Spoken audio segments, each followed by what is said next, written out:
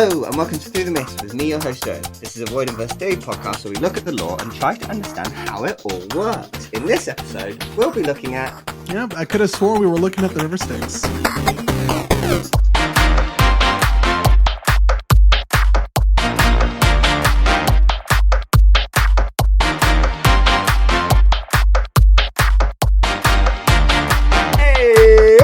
Welcome back, everybody. Welcome back to the pod. We've got a guest with us this month. I do it every time. Friend, I do have to remind you the difference between a week and a month. I don't know. Introduce yourself, person, human being. Hi, it is me. I am Robert, aka the Damn Meme Page. You might have seen me on the internet making little funny ha-has for other Percy Jackson podcasts, including this one. Yeah, boy. That's who they are. That is what this is, guys. So yeah, Robert's come along.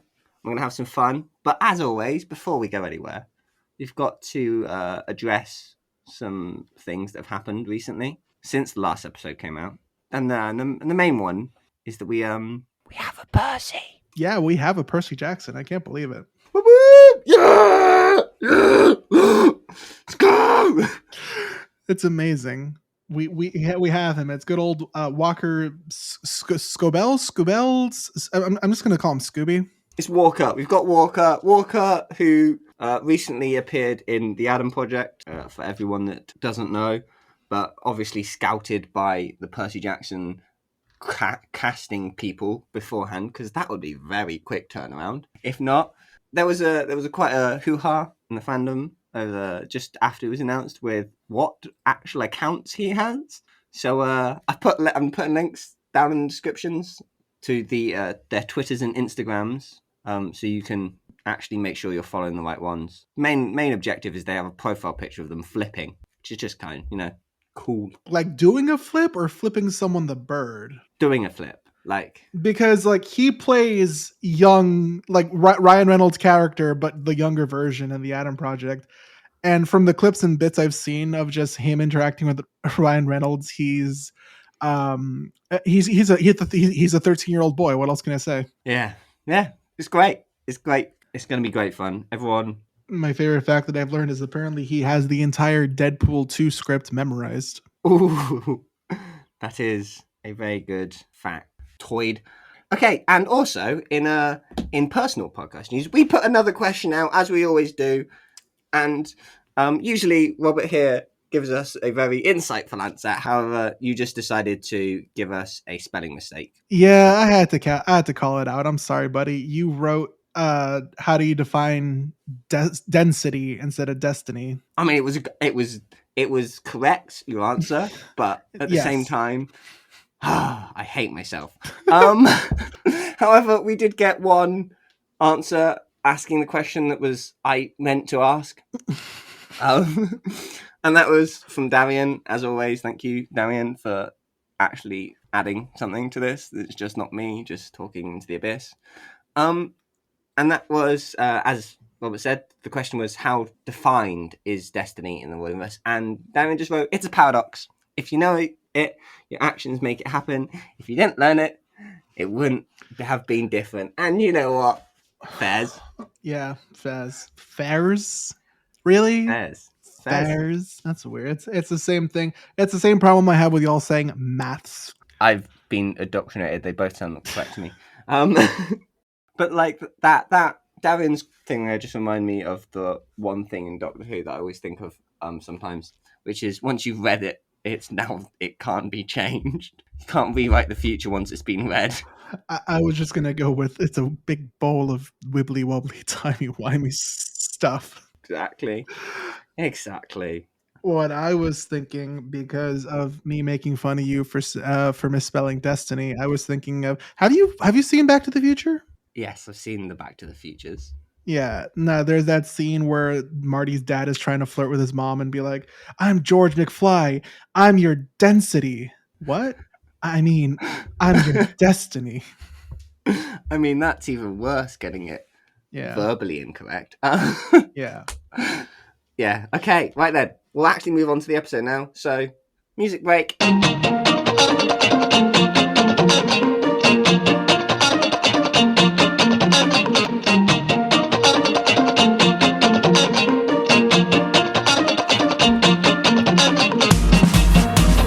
then, the episode, the meat, the goo, what we're here to talk about. So, yes, we're doing the River Styx, specifically all the oaths that were said in the Royniverse on the River Styx. So we've got a little background. Woo! Okay, but is it River Styx or is some like pompous Greek teacher going to be like, actually, it's the River Styx? I've heard other people say it. How does it have? Because I say six. I think I heard someone say like Stixy or something like that. And then some people say more like the stick of a tree. I don't know. I don't care enough.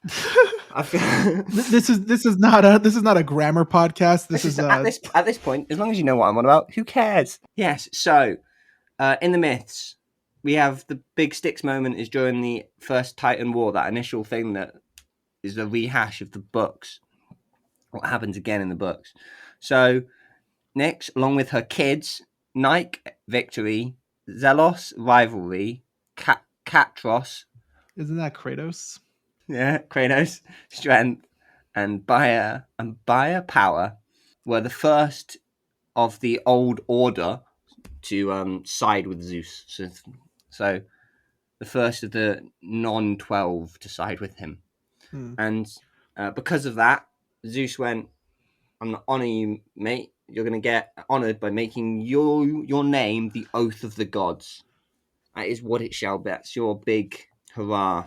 And then, so obviously, they had already come up with a system of how these oaths were going to be done. So to make an oath on the River Styx, it was said that you would need to gather a golden pitcher of water, which would then be poured by the deity while making the oath, and you would then were bound to keep it. So Styx would have the jug of water in a golden pitcher. They'd pour the water of their water, gods, how they do these things. Mm-hmm. And they pour themselves while the oath is being said, and bada bim, bada boom.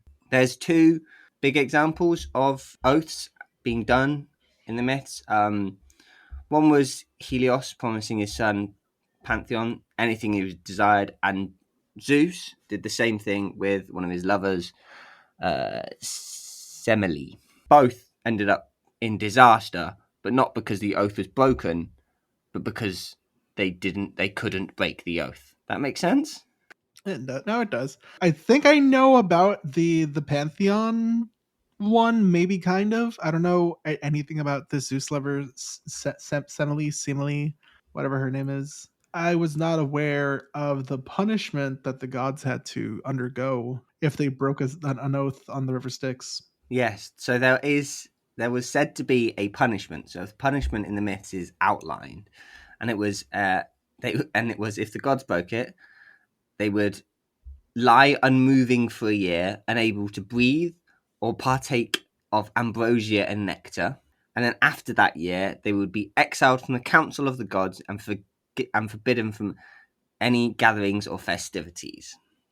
Which is definitely not what happens in Percy Jackson. No, that is not what happens at all. The oaths are a bit different. Talking about the books, let's head over there now. Oh, hey, look, it's the door to the books.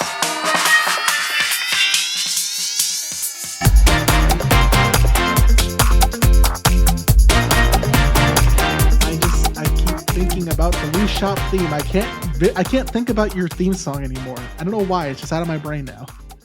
Do do do do do do do do do do do do do do do do dum bum bum bum bum bum. Owen, isn't it like almost 11? Yeah. It's late. Is your brain working? Are you functioning? It's gone back up to functioning. Yeah. That's fantastic.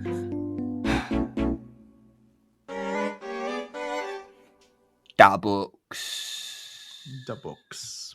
In the books, we still have the oaths. The oaths are still there. They're big, strong things. However, the ceremony and the myths and the punishment, That's not quite exactly what happens anymore to either of them. Yeah. Because in the books, all you need to do is, at the end of whatever you say, I swear on the River Styx. That. It's just like it's like an over glorified New Year's resolution. Except if you don't do it, instead of like feeling bad that you didn't go to the gym all year, you die. Or something, yeah, exactly. Or something bad happens to you that's like as bad as dying. Yeah, it's a bit. So we do have a number of oaths throughout all the books, and here they are now. So the first oath we hear about is the Pact of the Big Three. Of course, everyone knows that one. Mm-hmm. Skip that. We'll come back to that later. In the Sea of Monsters, we get Annabeth's one, where about protecting Percy, which is an iffy one. Yeah, that will roll back through right at the end. We'll come back to that one towards Balm. In Bottle, we have the Aeneas allowing safe passage through the arena one, which gets null and void when he dies. We have two in The Last Olympian. Nico saying that he didn't know what Hades' plans was, and Percy's wish and the enforcement to grant it at the end of the book. Then we have Lost Hero. We have Jason wants to hide the fact that Thalia is his sister, so he makes Annabeth swear on River Styx. In Son of Neptune, you get the Percy and Phineas, like 6 or 7 that happen just there. In Moa, we get a couple, Piper evicting the ghosts and Leo proving that he wasn't lying. House of Hades, you get Leo and Calypso. And then in Boo, you get that Nico would come back to Will after speaking with Percy. And then you get in the Hidden Oracle, and basically runs throughout the Trials of Apollo, the Apollo vowing he wouldn't play music or use a bow until he became a god again one, and right at the end of the book, Apollo saying he's going to find Meg again. That they are all the oaths, and there's 2 main things that you can pick out from just running through the list. Is that they're either used to enforce something happening, or as a way to prove that you are 100% telling the truth, no lies. Like, it is I can't be lying because I've sworn this is what is true, For me, I feel like someone will be like, Robert, did you eat the cookies? And I'm like, no, I swear on the River Styx. And then the memory will come back. Oh wait, no, I did eat the cookies. My bad. Too late. And then I just like combust and explode and lose all my limbs. Whatever happens, all my friends die from a cookie-related death. Cookie-related death. What a way to go, though. Are we talking like choking on an Oreo, or like a giant cookie just falls on you and crushes you? I came up with like 5 different ways to die by cookie. Jeez. One of them. Should I be afraid?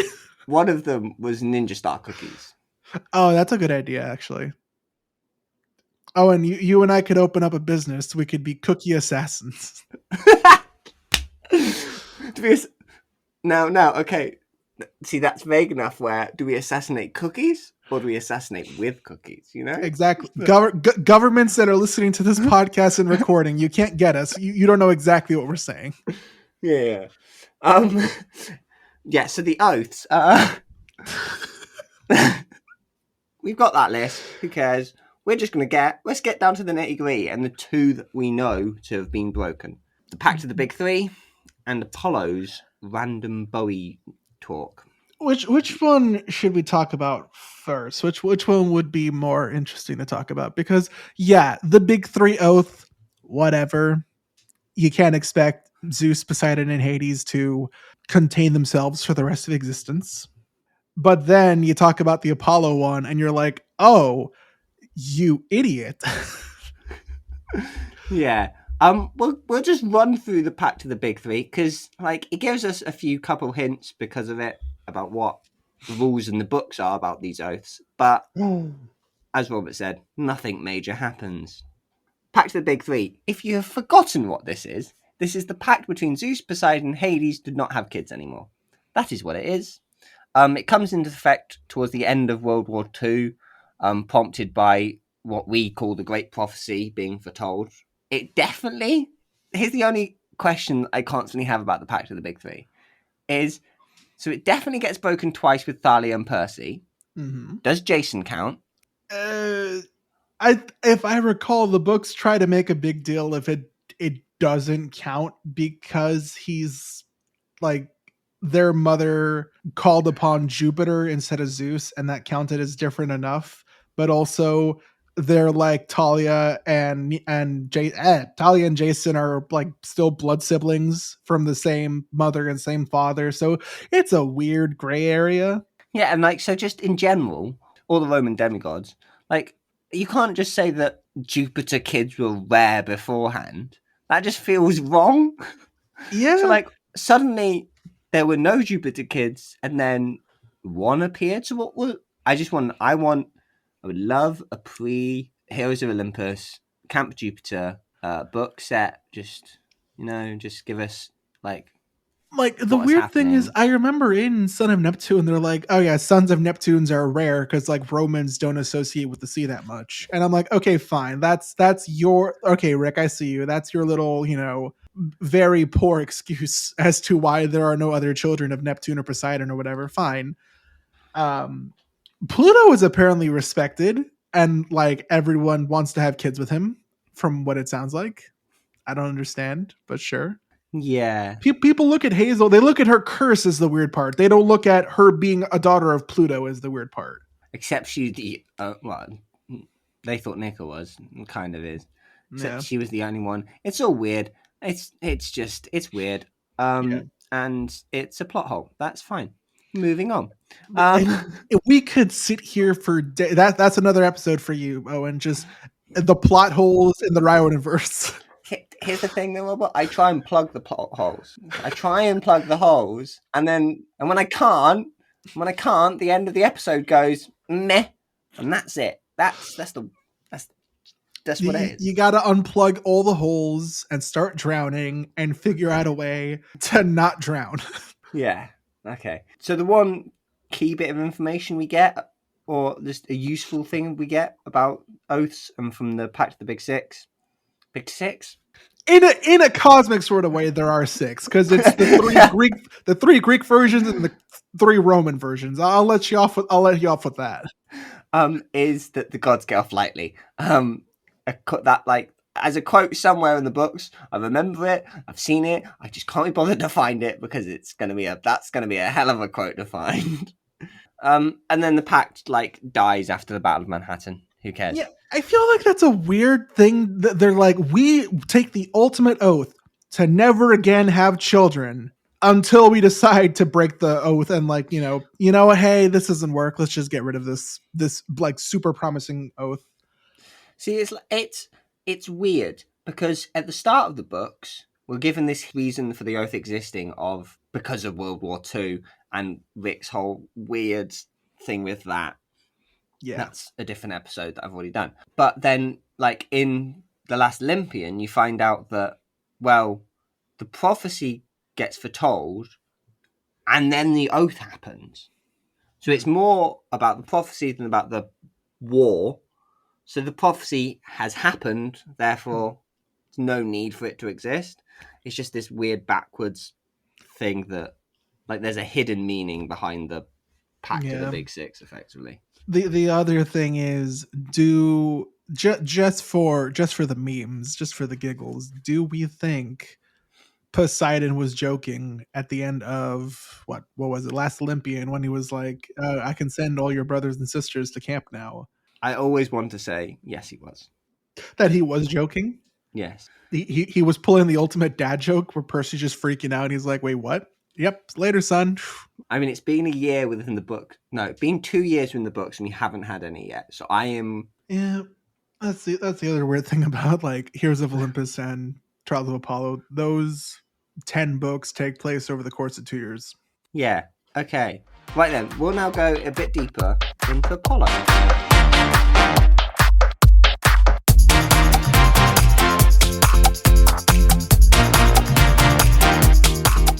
So, Apollo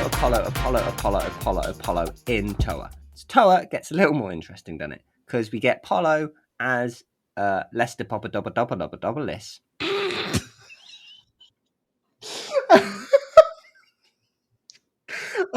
I'm sorry. I'm just very sleep deprived. That's the funniest thing I'm hearing right now. I don't know why.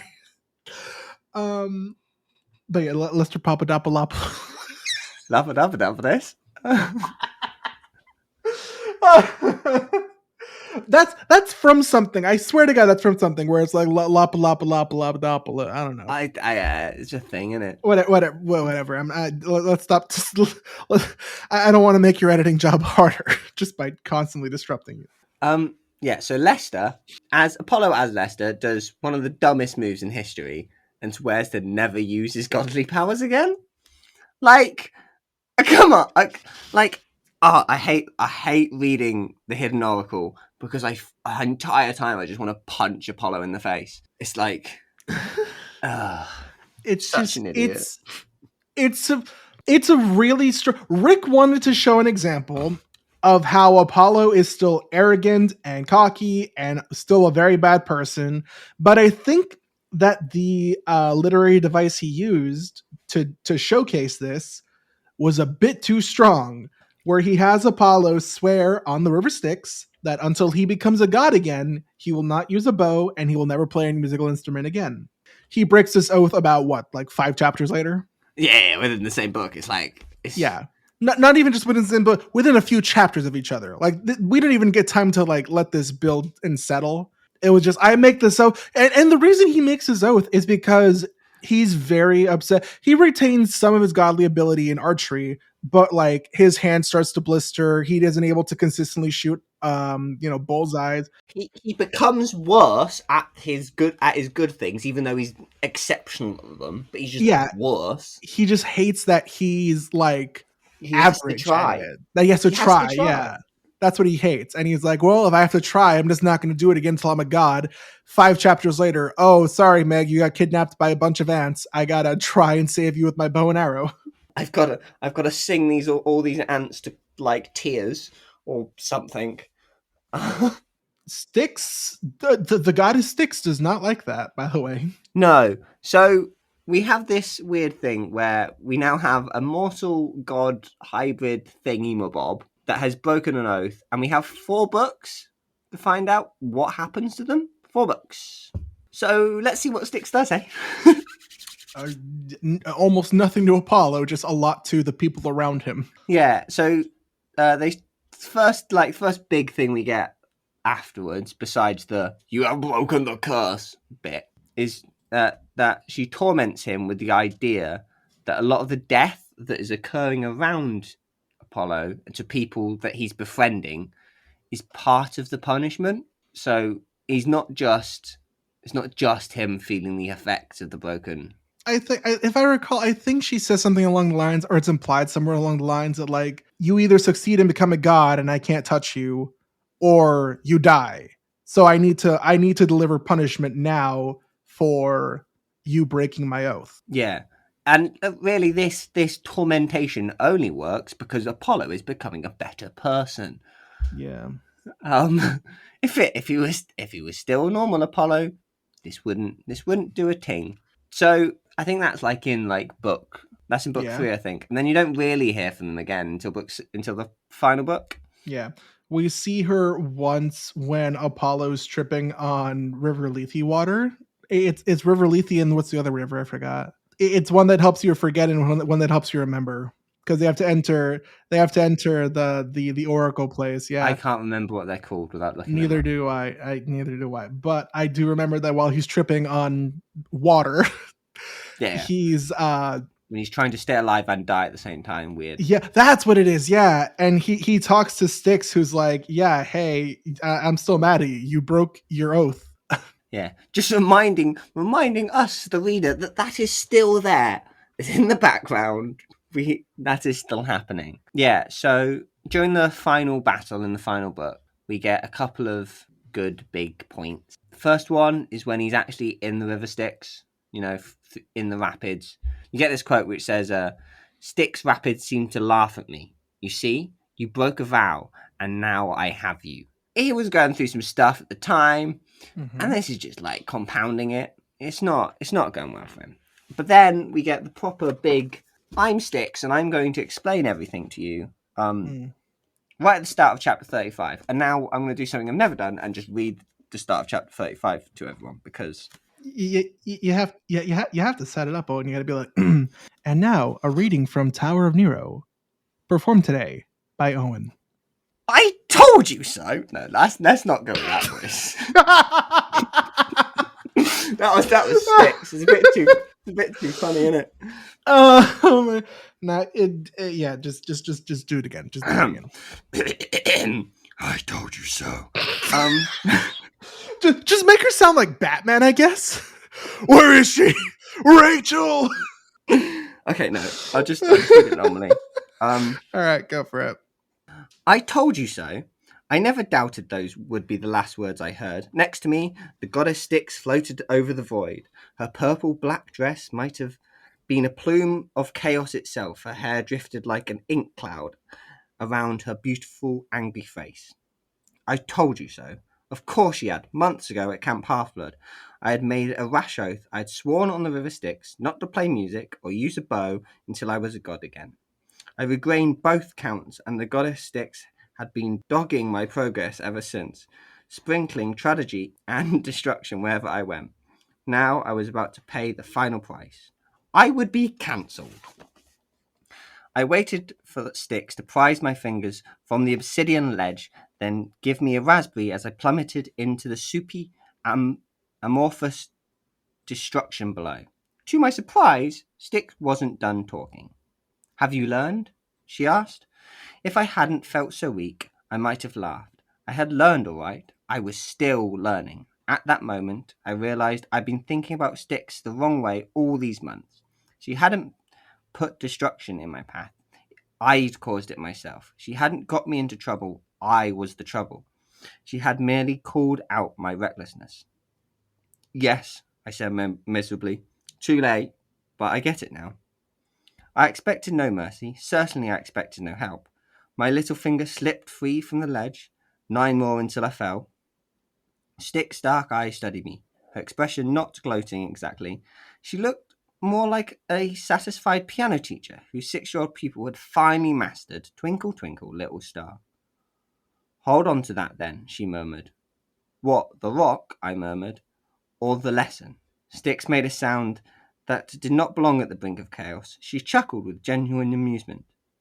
I suppose you'll have to decide.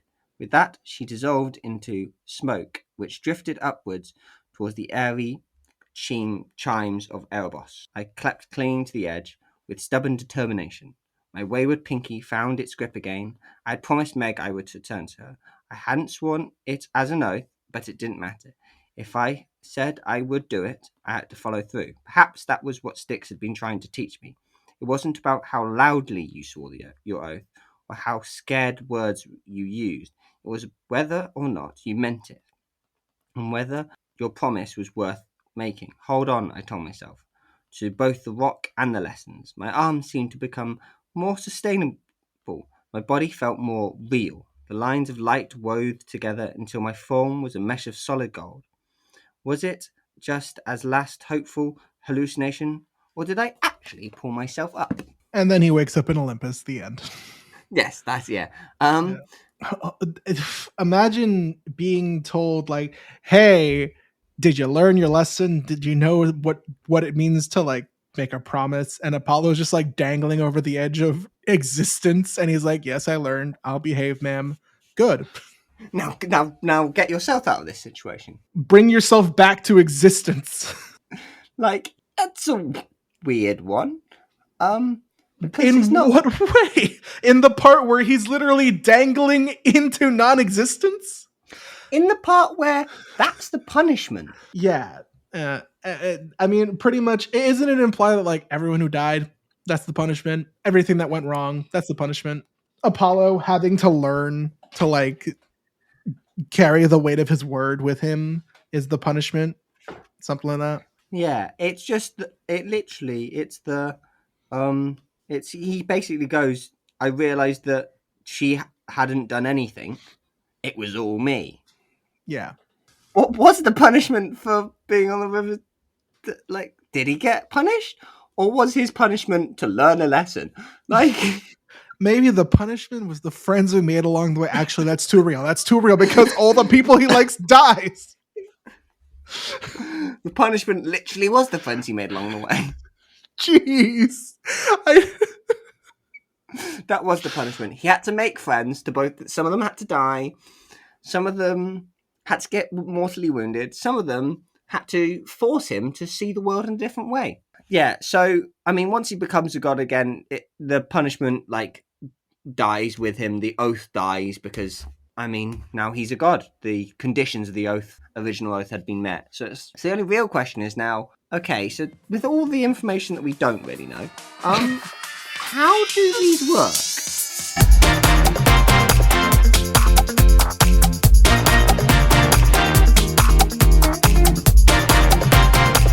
So Robert, you got any theories of how all this works? You got any ideas?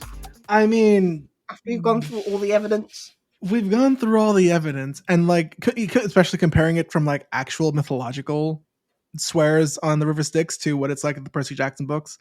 The general idea is still there. Making an oath over the River Styx is very, very heavy. Like, there's a part in Son of Neptune where when Percy is making his deal with Phineas, he pauses to ask Hazel, "Hey, with everything that's going on with death right now, is making a swear on the River Styx still, binding?" And Hazel, without hesitation, says, "Yes, it is. It's like to break such an oath," and she doesn't even finish the thought because just the implication alone is enough to carry what the weight of breaking this oath would be. I still think that maybe Styx should have actually punished Apollo and not punished the people around him, but that's just my opinion. Yeah. So, like, I've I've come to the conclusion that Styx is head teacher and they can do what they like. They do whatever they want. They can punish the person. There's no definitive punishment.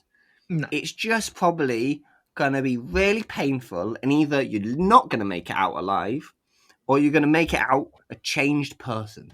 What doesn't kill you makes you stronger. I think that's the motto. Yeah, I would say that. Yeah, what doesn't kill you makes you stronger. But I will try and launch things at you that will kill you. It's going to be difficult for you to learn your lesson. Yeah, I'm gonna force you to learn your lesson as quick as possible in the worst way possible. Yeah. And like when you take an oath, doesn't matter whose oath. Like the whole. So basically, because you take an oath on the River Styx, it's up to them how you're judged. Like they're now the judge, jury, and executioner. Because I mean the only other big oath you get it in the Hidden Oracle with the geezers, where they say that if you break the oath, you will die in boiling water and your skin will be ripped off you, or something along those lines. Yeah. Not very nice, really. So basically, Styx will do their worst to make you feel pain, both physically and emotionally. But she can do this however she likes. It's up to her. Do whatever they want. It's all them. And that's it. And I think this also helps with the tiniest of plot hole, which in Sea of Monsters with the Annabeth Percy protection oath, because they come up with a loophole of going, well, I'm just going to come with you then, and then I'll be protecting you. And I feel like it's them going, we all want to do this, but I've made this oath, and Styx is like, yeah, go on then. Is that oath still going on? Was it just for the quest of Sea of Monsters, or does Annabeth have to protect Percy for like the rest of her life? See, that's the other thing with that one. There isn't actually a defined timeline for it. But like, there's these great theory. There's the great theory. Have you seen these theories about the knife stab in the last Olympian and that oath? Yeah, that sort of Like, nullified the contract, I guess. Like, because the oath still existed theoretically, because it didn't have a time limit on it. Yeah. Annabeth still had to protect Percy. Yeah. So the oath kicked in and forced her to jump in front of the knife. It's like a fun way to think about it. It might be a little less emotionally impactful, but So at the end of the day, Owen, do we understand how making a swear over the River Styx works? I mean, yeah, kind of. What happens afterwards is basically questionable still. But I think it's questionable. Yeah, it's a good way. It's a good way questionable, where it's up to them. They do what they want, and depending on who you are, I think Apollo gets off relatively lightly because he's a god and he's got quite a lot of jurisdiction. So if he did actually die and never came back, it might have some implications on the world that Styx doesn't really want to happen because she did fight for this world. The whole reason she has her oaths in the first place was because she joined the gods first. Yeah. Or the Olympians first. They're all gods. I'm just thinking how if Rick had adapted the like actual mythological rules of a god breaking the oath on the River Styx, how Apollo would just be like, okay, literally day one breaks his oath, and it would be like, okay, well, I have to defeat Python. The other thing is, these are all, he's also mortal at this point. Yeah, but it would be like he has to defeat Python, but like even if he became a god again, he would just like have to freeze up for a year, not speak, not breathe, then get exiled. He's already exiled, and it's just like there would be no point. He would just be like, "Well, I'm already exiled on top of my exile." I mean, it's like what would happen to Zeus and Poseidon after those two? The stories wouldn't exist. No, they wouldn't. So I guess it's good that Rick's adaptation is like, what if they didn't get punished? What if gods get off lightly? All their kids get killed instead. That's their punishment, but they don't really have emotional attachment. Yeah. So that doesn't affect them so much. Sad times. My is this what you feel like at the end of your episodes? Because my brain feels like what is everything? What is you, ours? How's us? Right then, Robert, plug stuff. Go. Oh, hi, yeah. I do things. I am the damn meme page on Twitter, Instagram, and TikTok. I mainly use Instagram these days because I'm too lazy to consistently tweet and TikTok, but it's at the damn meme page, damn spelled DAM. I also have a Riot Universe podcast that hasn't updated since December. It's called Into the Riot Universe. We look at the books that aren't a part of the Camp Half-Blood Chronicles. More recently in my podcasting career, I joined a bunch of other Riot Universe podcasters to talk about Once Upon a Time, the ABC show that is essentially edgy fairy tales. So if you want to listen to that, that is that podcast is called Entering Storybrooke, and that is all that I do. That is the end. The end. That is all the plugs.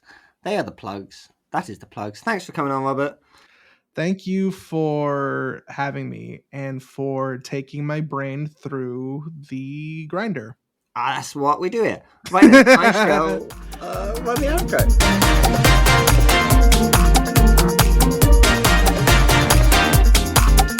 Thank you for indulging this theory. If you have any comments on this theory or theories of your own that you want me to discuss, you can email them through to blue.t.nist@gmail.com, or you can follow the Instagrams @blue_nist. Remember to like the podcast, follow the podcast, subscribe to the podcast, whatever you have to do to get the podcast out there. I've been Owen, and come back next time as we see through the mist. Yeah, it did.